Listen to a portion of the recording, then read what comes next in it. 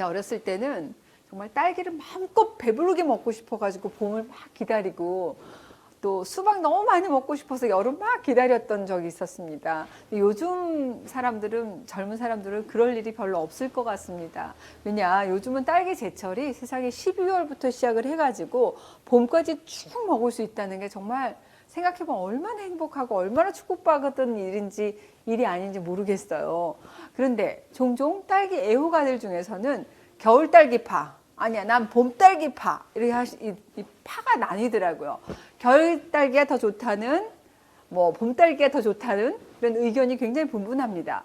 겨울 딸기, 봄 딸기 두 가지 모두 다른 매력을 가지고 있습니다. 겨울 딸기는 당도가 높고 신맛이 적은 편이어서 신맛 어려워하는 분들이 좋아하실 겁니다. 겨울에 수확하는 딸기는 낮은 온도에서 한 60에서 한 70일 정도 서서 있기 때문에 당분이 그 안에 축적되는 시간이 긴 편입니다. 축적되는 양분의 양도 많고 또 과육의 크기도 크고 단단해지게 되죠. 반면에 봄철에 나는 딸기는 항산화 성분이 굉장히 풍부해집니다.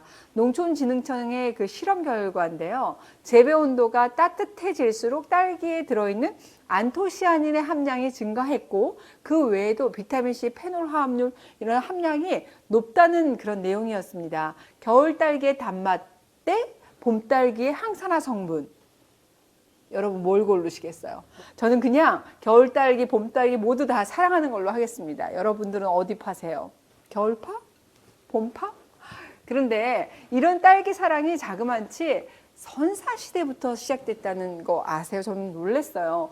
우리 인류가 채집 생활을 하던 그 선사시대부터 야생 딸기를 먹은 흔적을 찾을 수 있는데요. 고대 로마에서는 딸기를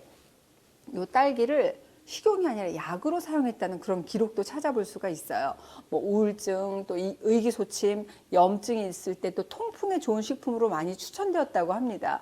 14세기에 그 프랑스의 병원에서는 거기서도 이제 약용으로 판매됐을 정도로 굉장히 귀한 대접을 받았던 과일이 바로 이 딸기였다고 하는데, 그래서인지 이 중세 유럽에서는 성모 마리아의 과일이다라고 또 불리우고 있고, 또 북유럽에서는 결혼의 여신한테 바치는 과일이 바로 이 딸기였다라는 그런 얘기들도 있더라고요. 실제로 이 딸기에는 소염 진통작용이 있는 메틸살리신산 성분이 굉장히 풍부할 뿐만 아니라 피로 해소, 그 다음에 해독 작용에 도움을 주는 비타민C, 혈액순환에 도움이 되는 칼륨, 철분이 풍부하기 때문에 우리 먹게 되면 왜 좀 이렇게 안정이 되는 신경계를 이렇게 안정시켜주는데 도움이 될 수 있습니다. 이 딸기의 성분에 대해서 구구절절 얘기하지 않는다 하더라도 여러분 어디선가 이 딸기 향, 생딸기 향만 풍겨와도 벌써 마음이 어떻게 돼요? 막 너무 부자 된 것 같고 행복해지지 않으세요? 사실 향하고 맛에 가려진 딸기의 진가는 정말 어마어마합니다.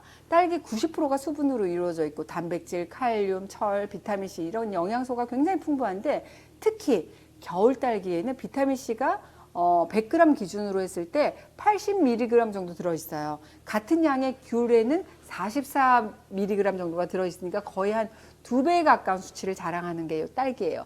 크지도 않고 작지도 않는 이 딸기 한 알, 약 한 20g 정도라고 치자면 딸기 매일 7알 정도만 여러분들이 드시잖아요. 그럼 비타민C 1일 권장량 100mg을 충분히 섭취하는 겁니다. 7알만 드신다 하더라도 칼로리는 39칼로리밖에 되지 않고, 또 당지수, GI 지수도 낮은 편이기 때문에 다이어트로는 정말 이만한 과일이 없습니다. 당뇨 있으신 분들도 그렇고요.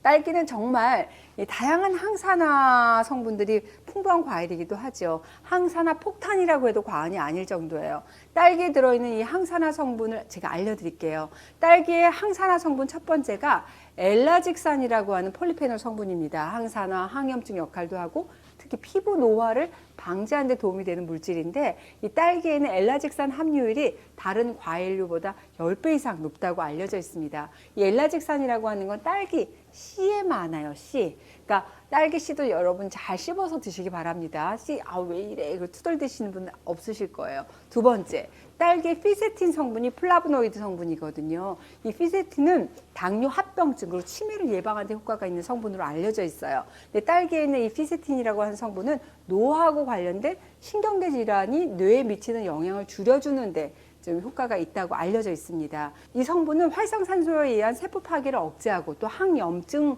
작용을 하기 때문에 알츠하이머를 예방하는 데 도움이 준다는 사실은 사실 연구를 통해서 이미 증명된 바도 있습니다. 세 번째, 딸기에 붉은색을 내는 천연색소 안토시아닌은 대표적인 여러분들이 알고 계시는 항산화 성분이잖아요. 눈도 보호하고 안질환을 예방할 뿐만 아니라 진통 소염 효과도 뛰어납니다. 그래서 그 고대 그 로마 사람들이 염증이 있거나 또 통풍이 있을 때 약용으로 딸기를 쓸만하다 이런 생각이 드시죠.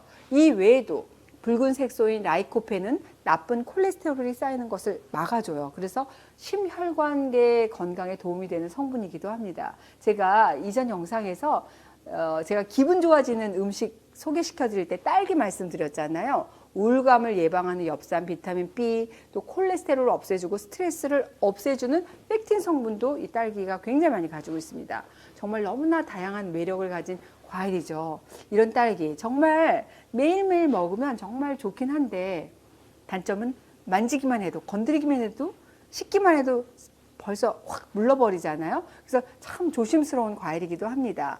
다음 시간에는 제가 딸기 제대로 씻는 법 알려드리겠습니다. 기대해 주세요. 제가 오늘 말이 좀 빨랐는데 이 딸기 씻어놓고 오래되면 또 물르고 꼭지까지 다 따놨는데 막 말씀드리다 보니까 너무 먹고 싶은 거예요. 그래서 너무 빨랐니 속도가 막 발음이 막 안 나와가지고 좀 혀 짧은 발음을 했습니다. 이해해 주세요. 매력 부자 딸기 때문이에요.